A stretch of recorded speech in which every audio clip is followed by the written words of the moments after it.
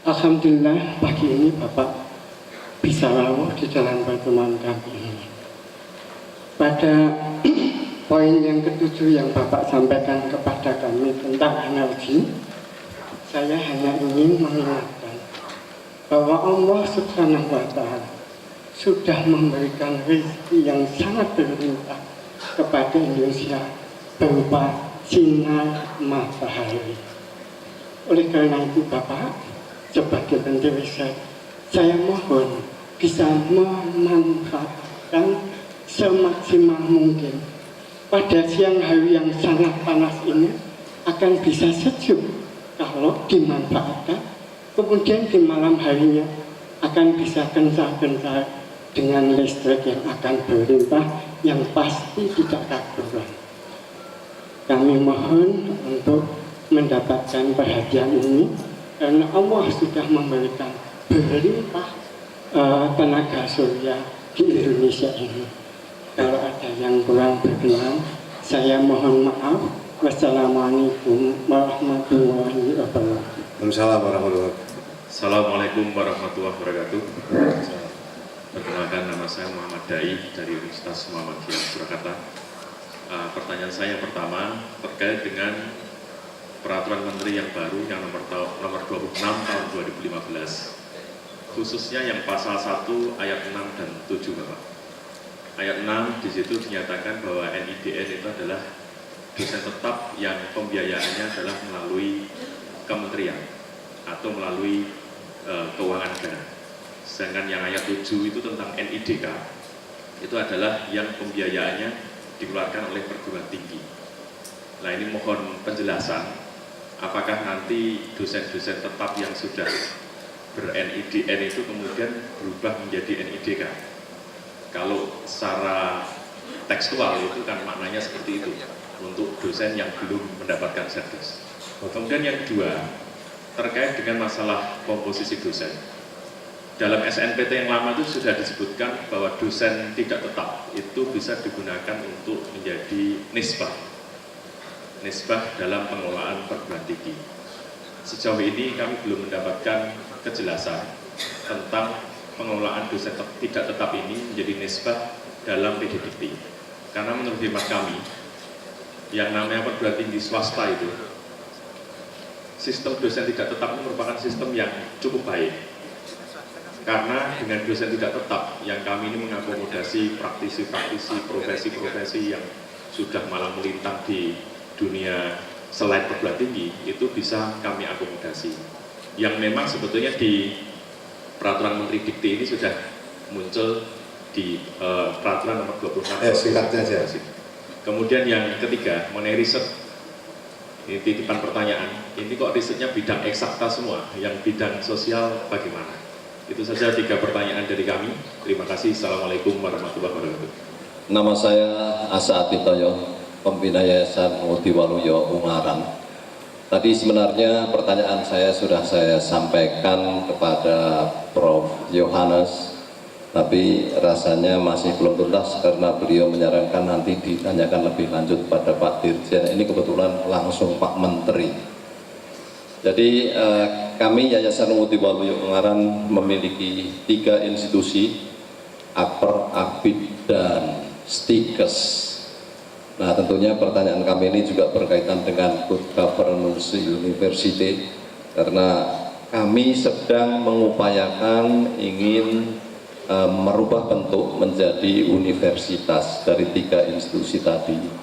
Tapi ada hambatan bagi kami, dari berbagai persyaratan sudah kami penuhi, tapi hambatan yang paling kami rasakan agak menyulitkan adalah hasil akreditasi yang kami miliki itu 4 masih C. Sementara tadi sudah kami kemukakan bahwa institusi pendidikan tinggi kesehatan itu yang B itu mungkin hanya sekitar 2% seluruh Indonesia, dan itu pun banyak yang kontradiktif.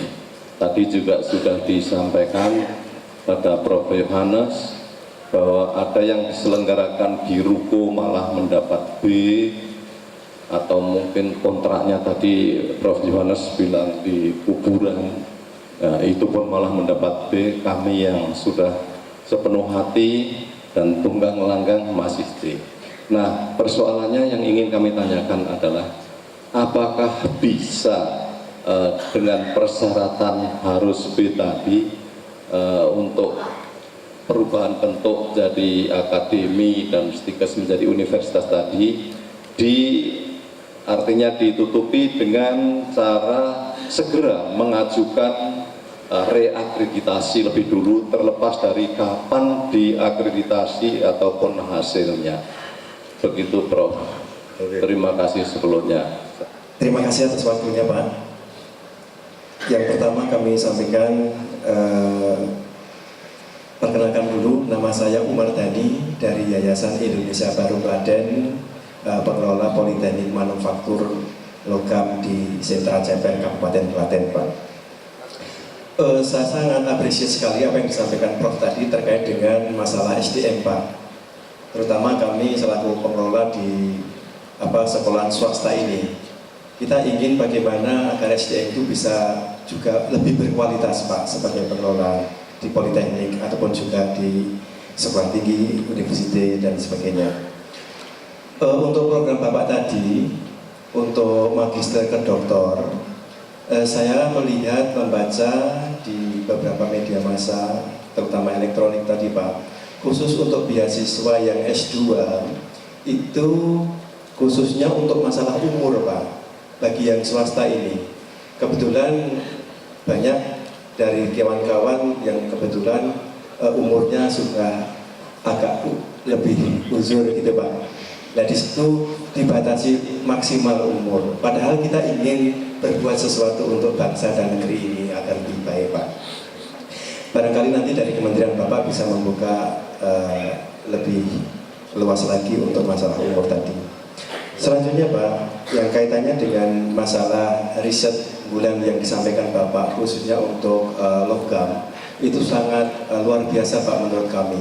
Kebetulan kami ini di Sentra Industri Pengolahan Logam, dan alhamdulillah logam ini sebenarnya menjadi bagian yang sangat penting dan tidak terpisahkan dari kehidupan modern masa yang akan datang juga.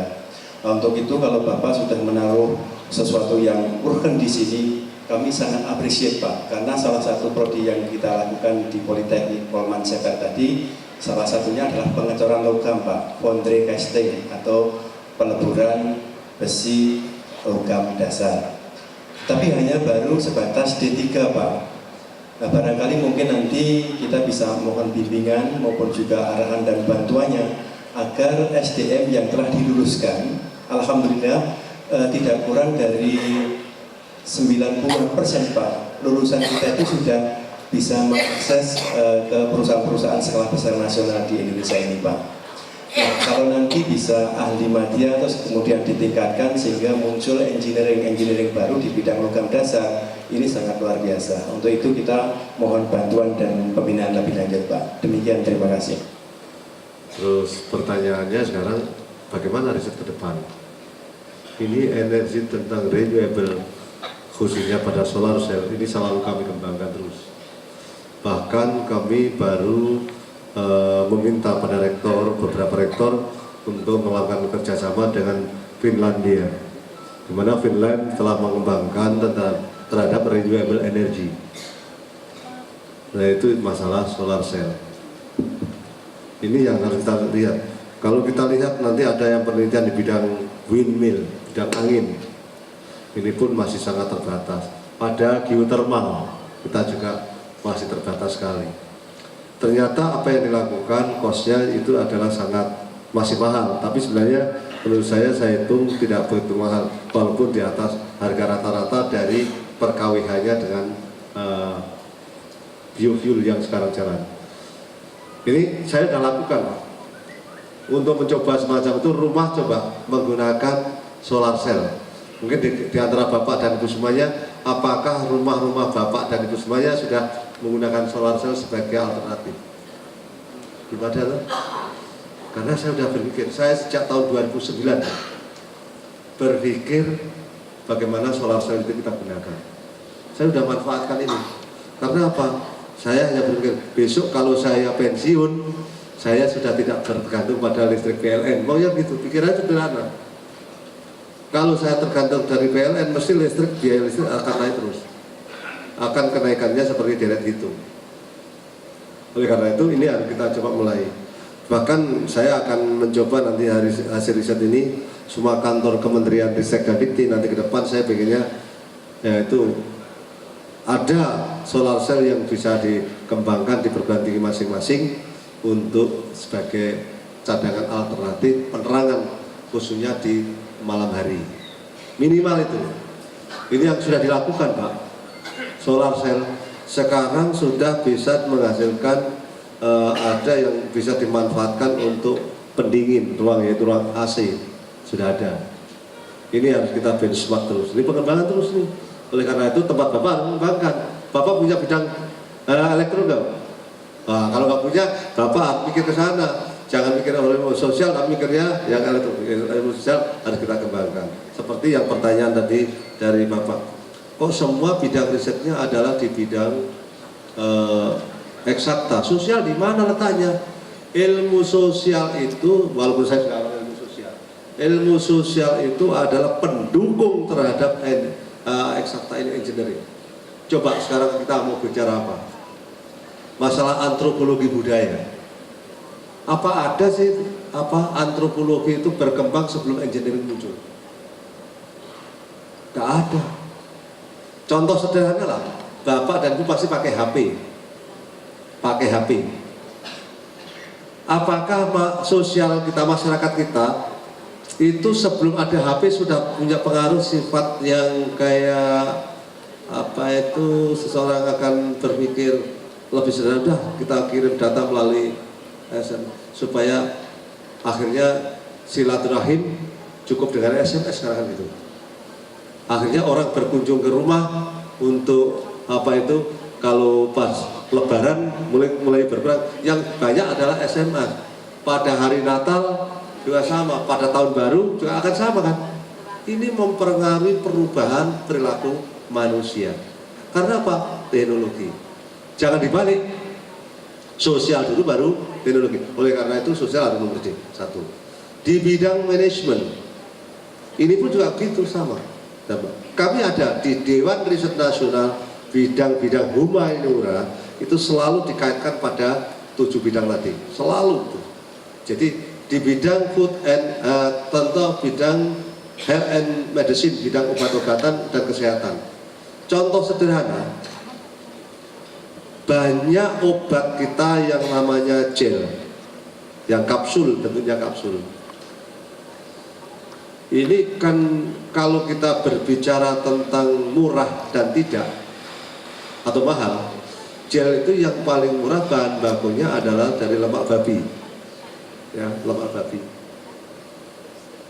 Kalau itu diproduksi, bagaimana masyarakat Islam yang ada? Kan berpengaruh. Dampak sosial, kesehatan, ekonomi akan berpikir, kalau market drivernya, penyebab pasarnya adalah dari ini, mungkin produsen tidak akan memproduksi tentang gel itu atau yang kapsul yang berbahan baku dari gelatin yang namanya itu. Akhirnya keluar penelitian di bidang ganggang, rumput laut ini untuk bisa menjadikan untuk apa sebagai kapsul ini. Jadi itu satu contoh di dalam bidang manajemen, bidang riset yang kait dengan sosial. Mungkin pada bidang ini dipertanyakan dari dosen UI ini. Saya sampaikan di UI juga itu. Pak Menteri, kalau gitu saya orang sosial tidak bisa lakukan riset, Pak Menteri gitu. Bukan itu. Maka ada riset yang bersama dilakukan. Bagaimana kalau engineering itu berkembang, dampak sosialnya seperti apa? Ini harus kita perhatikan betul. Jangan sampai tidak, kesehatan pakai pengaruh dan ini semua pengaruh, cara berpikir pengaruh. Maka sistem pengobatan ini juga akan berpengaruh, semua akan berpengaruh. Tapi stimulus apa yang kita dorong ini hari ini? Jadi itu tadi ya. Dan pertanyaan yang tadi yang dari riset yang tadi dari UMS adalah ya. Yang berikutnya masalah peraturan Menteri nomor 26. Peraturan Menteri nomor 26 tahun 2015 itu sebenarnya mengatasi masalah pada saat ada pertemuan awal APTISI yang ada di Semarang, yaitu kalau nggak salah di USN, saya tindak lanjuti pertemuan lagi ada di Jakarta, saya tindak lanjuti pertemuan di Padang, pertemuan lagi di Bali, pertemuan lagi di Nusa Tenggara Timur. Sampai ini hampir semua punya masalah rasio antara dosen dan mahasiswa. Informasi yang masuk pada saya pada saat itu adalah banyak dosen-dosen yang diangkat oleh perguruan tinggi tersebut itu tidak bisa masuk dalam NIDN karena apa? Mereka resign atau retire dari perguruan tinggi, sudah pensiun, dia sudah tidak lagi masuk. Yang kedua ada dari Pemda, dia dari bank, dari profesional yang lain, tidak bisa masuk sebagai rasio, sebagai nisbah. Akhirnya kalau memang begini, saya carikan jalan keluar. Coba buat wadah sendiri. Bapak Dirjen, ini ada Dirjen kelembagaan yang saya minta, Pak Dirjen selesaikan masalah ini, saya gitu. Alhamdulillah jalan keluarnya adalah yang namanya NIDK, nomor induk dosen khusus. Pertanyaannya apa bedanya dengan NIDN? Gitu. Nah, akhirnya untuk membedakan di mana NIDN dia akan menerima tunjangan sertifikasi sebagai fungsional dosen, maka tunjangan sertifikasi ini tanggung jawabnya adalah negara. Sementara yang tidak mendapatkan sertifikasi, dia belum mendapatkan sertifikasi atau belum kesempatan untuk mendapatkan sertifikasi, silakan cari, katakan dosen muda yang mereka sekarang statusnya baru asisten ahli, katakan belum bisa lolos untuk menjadi atau tersertifikasi, silakan, itu masih NIDN bisa masukkan. Nah itu supaya mendapat alokasi. Tetapi kalau yang sudah pensiunan, ya jangan minta pada negara lagi, maksudnya negeri sama, perguruan tinggi negeri yang ada dosen pensiunnya, dia minta pada negara, ya jangan, kasihan yang muda ini kesempatan untuk menikmati pembiayaan dari negara. Nah itu. Jadi kalau yang dari swasta itu bisa sampai pada saat itu, silakan yang pensiun bisa masuk. Pertanyaan pada saat disampaikan pada saya, Pak Menteri, kalau gitu kita batasi usianya 50 pada itu, dinaikkan menjadi 55. Pertanyaan saya, loh, pegawai itu pensiunnya usia berapa? 56. Ya sampai kiamat nggak akan bakal bisa selesai ini, kan gitu. Saya bilang begitu. Coba perbaiki lagi. Akhirnya perbaiki sampai 58 dari masa pensiun. Jadi masa pensiun jebret 58, kemudian jadi dosen, sudah nggak bisa lagi, kan gitu. Akhirnya udahlah, nggak usah dibatasi umurnya, yaitu diberikan usia 65 untuk bukan guru besar, 70 untuk yang guru besar. Itu asumsinya adalah dari dosen. Kalau yang dia dari Pemda 58 bisa masuk, dari perusahaan bisa masuk, 56 bisa masuk, sesuai dengan kompetensinya, ya, sesuai dengan ilmunya. Nah sekarang yang guru besar bagaimana? Usia 70, yang sudah doktor tapi dia bukan guru besar sampai 65. Apa bisa untuk menjadi dosen yang NIDK? Silakan sepanjang masih sehat, ya. Jangan menipu tapi ya. Artinya dia bisa melakukan tridharma pendidikan tinggi. Jadi apa? Bahasa saya sampai matek lah bahasa saya itu. Kalau orang, mohon maaf kalau saya orang Jawa Timur ngomongnya agak gitu. Tapi sebenarnya bukan itu yang saya. Bagaimana mencari solusi gitu ya, untuk perguruan tinggi semuanya yang terhadap rasio ini menjadi penting. Akhirnya apa? Supaya segera selesai. Nah, alhamdulillah setelah keluar itu ada respon. Setelah dibaca ada sesuatu yang nanti segera kami perbaiki lagi tentang ada beberapa pasal yang ada sudah tetap kok ini dia hanya masalah kontradiktif, segera akan kita perbaiki. Ya, yang masalah rasio ini tadi. Jadi masalah NIDK sama NIDN sangat beda. NIDK jalan, NIDN jalan. Jadi kalau dosen muda otomatis dia masuk di kelompok NIDN. Nah yang pensiunan masuk kelompok NIDK. Gitu. Jadi jangan dicampur adukan. Jangan berpikir yang dosen muda pun masuk NIDK. Nah, kami tetap akan fasilitasi ini. Terus yang tadi dari Ungaran, dari Nutralio yang yayasan tadi punya akpor, punya akreditasi, sementara akreditasinya C, bagaimana kalau berubah universitas? Tujuannya apa sih mau berubah universitas itu? Tujuannya pertama apa itu? Kalau mau masih akreditasi, tolong perbaiki. Ini yang supaya kualitas perguruan tinggi menjadi baik. Penyebab utamanya apa? Kan itu lah. Bukan berarti, wah ini karena akreditasi C, program studinya ini harus universitas ini, jadi nggak begitu. Tapi penyebabnya apa, ini harus kita perbaiki. Sehingga mutu perguruan tinggi harus kita tingkatkan dulu, supaya nanti untuk mau ke menjadi universitas itu akan menjadi lebih baik. Tidak berarti universitas itu segala-galanya, tidak berarti institut itu lebih jelek daripada universitas, tidak berarti sekolah tinggi di bawahnya grade-nya, karena semua mengambil segmen pasar yang berbeda-beda. Ini yang harus kita pahami. Ya, yang problem ini Pak, yang dari Akper, Akbid, maupun Stikes, ini rata-rata adalah pada dosen. Rata-rata dosennya masih banyak yang S1. Kami punya beban 39.000 seluruh Indonesia yang masih S1 khususnya di keperawatan. Jadi jangan membuat satu justifikasi begini.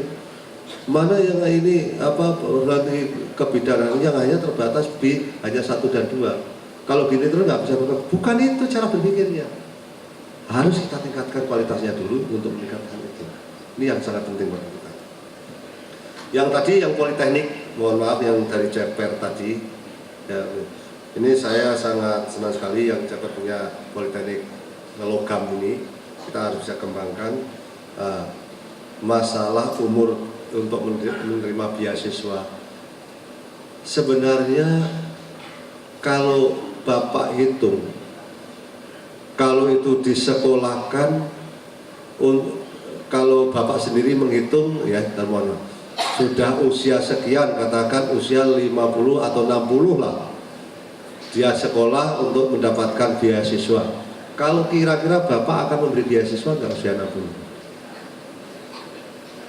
Apa manfaat yang diberikan gitu? Itu harus dari diri sendiri yang akan mendorong. Tapi negara juga semacam itu. Berapa manfaat yang akan diperoleh setelah dia menjadi master atau menjadi doktor? Ini menjadi penting. Jadi analisis inilah yang harus kita pahamkan. Tidak boleh semua. Yang muda masih banyak sekali yang mendapatkan beroda. Jangan dibalik. Yang muda yang mendapatkan kesempatan yang lebih besar, sementara yang tua merebut peluangnya yang muda. Ini jangan sampai. Jadi karena masanya udah lewat, mereka harus berikan kesempatan yang muda lebih baik. Ini harus gitu. Jangan sampai itu dibalik kalimatnya. Tadi yang sangat tertarik adalah lulusan di bidang Bapak adalah 90% di bidang bisa serap oleh dunia kerja. Inilah yang harapan pemerintah. Semua perguruan tinggi kalau bisa menuju ke kompetensi yang lebih baik supaya mendapatkan tenaga kerja yang terampil bisa diserap oleh dunia usaha. Saya sangat senang sekali yang di Solo itu ada namanya ATMI. Ada yang dari ATMI ya? ATMI Solo, ya, Romagus ya, ya ini Romagus. Saya sangat senang sekali seperti itu. Jadi kompetensi yang harus didorong lulusan untuk menjadi perguruan tinggi yang berkualitas. Bukan kita ingin mencetak pengangguran, tapi harus mencetak sumber daya yang berkualitas yang bisa diserap oleh dunia usaha.